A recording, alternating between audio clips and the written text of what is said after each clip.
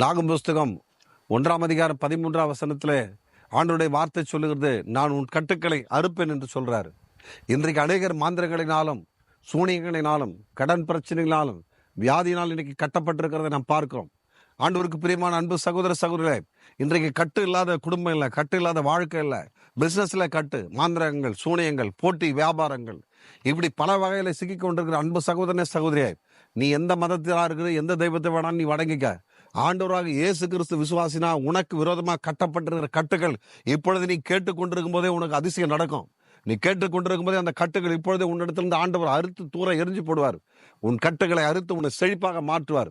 ஆண்டவருக்கு அன்பு சகோதர சகோதரிகளே, இன்றைக்கு உன் கட்டுகள், உன் பிரச்சனைகள், உன் குடும்பத்தில் கட்டப்பட்டிருக்கிற கட்டுகள், கணவன் மனைவிக்குள்ள சமாதானம் இல்லாத வாழ்க்கைகள், பிள்ளைகளுக்குள்ள ஒற்றுமை இல்லாத வாழ்க்கைகள், பிசினஸ்ல தோல்வி அடைகிற வாழ்க்கைகள், எல்லாவற்றையும் எல்லா கட்டுக்களையும் கர்த்தர் சொல்றார், நான் அறுப்பேன்னு சொல்றாரு.